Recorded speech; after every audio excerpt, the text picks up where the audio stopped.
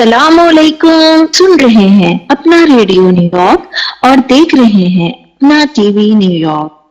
Programme یادیں اور باتیں حسن جلیل اور زوبی علی کے ساتھ. السلام علیکم حسن بھائی. وعلیکم السلام. کیا حال ہے آپ کے؟ ٹھیک ٹھاک. آپ بتائیے خیریت سے ہیں؟ اللہ کا شکر ہے فرسٹ کلاس. گڈ. اچھا آج ہم پروگرام کا خاص میسج دیتے ہیں, تھوڑا سا لمبا میسج. جی یہ ہے, لکھا ہے کہ میرا نام ام رباب ہے, میرا تعلق کراچی سے ہے. حسن صاحب آپ کے والدین کے پسندیدہ کمنٹیٹر تھے. میرے والدین حیات نہیں, ان کا روڈ ایکسیڈنٹ میں انتقال ہو گیا تھا. آپ کی آواز اپنا ریڈیو نیو یارک سنی تو یقین جانیں اتنی خوشی ہوئی. مجھے نہیں پتا تھا کہ آپ نے ٹی وی اور سٹیج پر بھی کام کیا ہوا ہے. آپ شرارتی بھی ہیں یہ نہیں پتا تھا. میرے ہسبینڈ نے بھی آپ کا پروگرام سنا اور سچ میں وہ آپ کے کچھ مذاق پر تو بہت ہنس رہے تھے. آپ کا پروگرام جماتی ہے, یہ بہت اچھی بات ہے. کچھ اس پروگرام سے صرف مذاق اور تفریح نہ ہو اور ہنسی مذاق میں کچھ باتیں نالج کی بھی ہم کو پتہ چل جائیں. یہ اپنی نوعیت کا ایک منفرد پروگرام ہے, جیسے پی ٹی وی کے پروگرام ہوا کرتے تھے کبھی اور ریڈیو کے, وہ انداز ہی الگ تھا آج کل کے پروگرام سے. آپ کوئی ایسا پروگرام بھی سٹارٹ کریں جس کے آخر میں کوئی سوال پوچھا جائے اور ہم کو سوچنے کا اور ریسرچ کا موقع ملے. آپ اپنے پروگرام میں کوئی اسلامک ہسٹری کا ایک واقعہ ضرور بتایا کریں. اس سے ہماری جنریشن کو بھی پتا چلے گا کہ ہماری اسلامک ہسٹری کیا ہے. آخر میں یہی کہوں گی کہ بہترین پروگرام ہے. اپنا ریڈیو کو مبارکباد. آپ کے ساتھ محترمہ زوبی علی کی باتیں بھی مزہ دیتی ہیں. آپ سب کے لیے دعا گو. میری بیٹی ام کلثوم جو کہ 15 سال کی ہے, وہ بھی آپ کا پروگرام سنتی ہے اور وہ کہہ رہی ہے, مجھے ہنسی آ رہی ہے یہ پڑھ کے, وہ کہہ رہی ہے کہ پروگرام نہیں, وہ کہہ رہی ہے کہ اسے پتا چل گیا ہے کہ آپ کو میٹھے چاول پسند ہیں. او مائی گاڈ. اس کا مطلب ہے کہ یہ بات پھیلتی جا رہی ہے, ایسا پھیلتی جا رہی ہے. اچھا جی, کیا اب جواب کیا دیں گے؟ اب بھائی پہلی بات تو یہ ہے کہ میرا خیال ہے آپ کو تو آخری پورشن پسند آیا ہوگا, زوبی علی والا. بالکل, اپنے تعریف کس کو نہیں اچھی لگتی. بہت بہت شکریہ آپ کا. پہلی بات تو یہ ہے, اور بڑا افسوس ہوا آپ کے والدین کا جان کر. اللہ تعالیٰ ان کی مغفرت کرے اور انہیں جنت الفردوس میں جگہ عطا فرمائے. اور آپ نے جو فرمائش کی ہے وہ تو ہم اس پروگرام میں بھی کر سکتے ہیں انشاءاللہ. آپ نے اچھا آئیڈیا دیا ہے, اور میرا خیال ہے ہمیں ایک سوال ایسا دیا کریں گے جس کو آپ سوچیں اور پھر ہمیں لکھ کر جواب بھیجیں, اور اس میں ہم کوشش کریں گے کہ ممکن ہے کہ ہم کوئی انعام وغیرہ بھی روانہ کریں لوگوں کو. لیکن بہت اچھا آئیڈیا ہے, اور پروگرام ضرور سنیے اور اپنی رائے بھی ہمیں بتاتی رہیے کیا چیز آپ کو چاہیے, اور گڑ کے چاول تیار رکھیے. جی اچھا, ایک اور ہے میسج. یہ سمن آغا بہاولپور سے لکھا ہے, پروگرام یادیں اور باتیں بے حد اچھا اور مفید پروگرام ہے. ہر ہفتے اس کا انتظار رہتا ہے. آپ اپنے پروگرام میں کوئی صوفیانہ بات, کوئی صوفیانہ قصہ اور جنرل ہسٹری کے بارے میں بتائیں. آپ سب کے لیے دعا کو. آپ کا پروگرام بہت ترقی کرے. آمین. آمین. اور بہت شکریہ پروگرام پسند کرنے کا. ہاں, ہم نے یہ سلسلہ پچھلے پروگرام سے شروع کیا ہے, اسلامی تاریخ کے کچھ واقعات بتانے کا, اور انشاءاللہ یہ جاری رہے گا. جہاں تک صوفیانہ اس کا تعلق ہے تو وہ میرا خیال ہے کہ مجھے تھوڑا سا صوفی بننا پڑے گا اس کے لیے.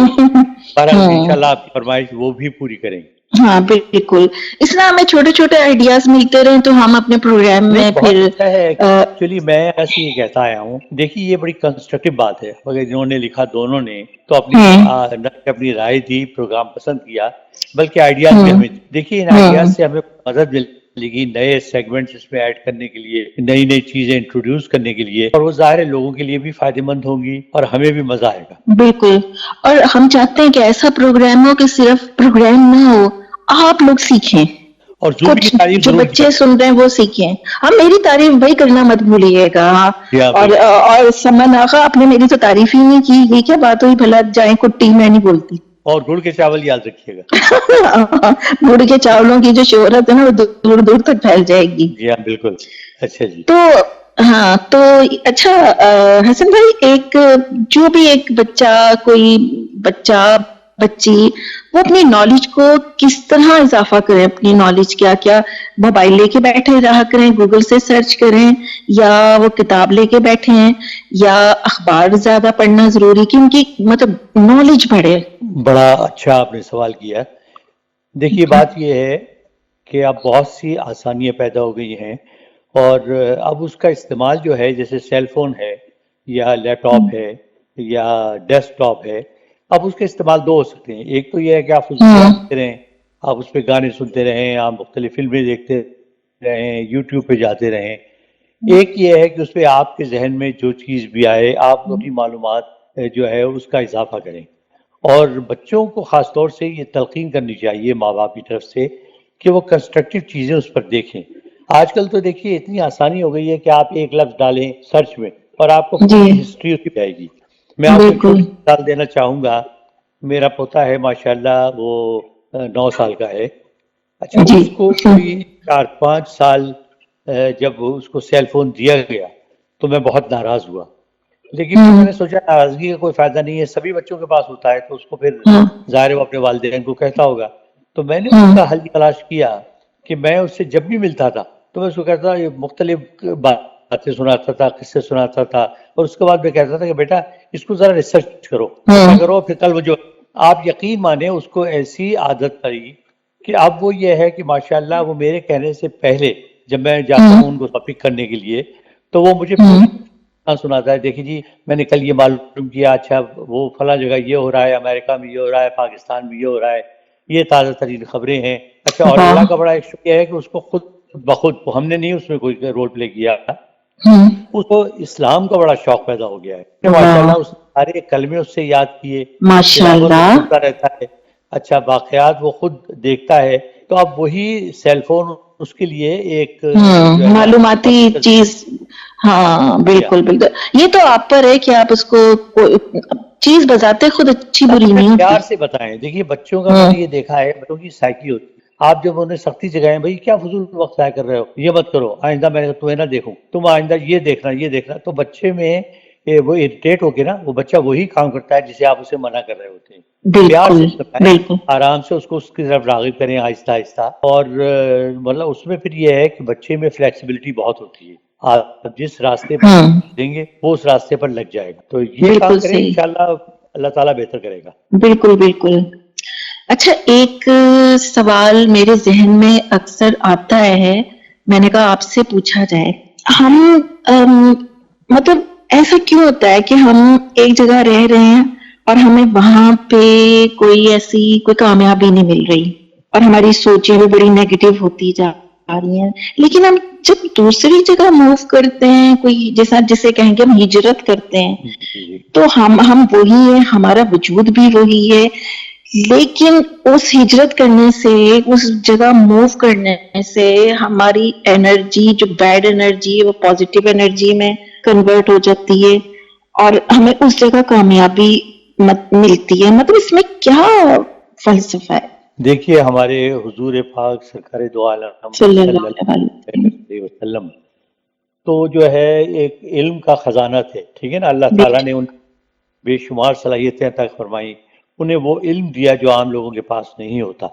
آپ نے جب یہ فرمایا تھا کہ اگر ہجرت کرو وہ تمہارے لیے بہتر ہوگا, تو ظاہر ہے اس میں کوئی نہ کوئی جو ہے ایسی حکمت ضرور ہوگی. دیکھیے میں یہ سمجھتا ہوں اس کا بڑا سمپل سا فلسفہ ہے.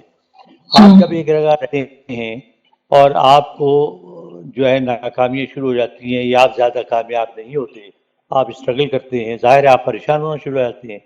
جب پریشان ہوتے ہیں تو آپ کی صلاحیتوں پر اور زیادہ اثر پڑتا ہے. آپ انڈر پریشر آ کے آپ اتنے کام نہیں کر پاتے جتنے آپ کو کرنے چاہیے. جب آپ ہجرت کرتے ہیں تو نئی جگہ ہوتی ہے, آپ جب وہاں پہنچتے ہیں تو ایک تو آپ کے ذہن میں ہوتا ہے بھائی نئی جگہیں, یہاں اپرچونیٹی ضرور ہوگی, میں نئے سرے سے محنت کروں گا. تو آپ ری وائٹلائز ہو جاتے ہیں، ایک نیا جوش آپ میں آ جاتا ہے، چارج ہو جاتے ہیں آپ کام وہاں. شروع کرتے ہیں. جب آپ چارج ہوتے ہیں تو آپ کو کامیابیاں ملنا شروع ہوتی ہیں.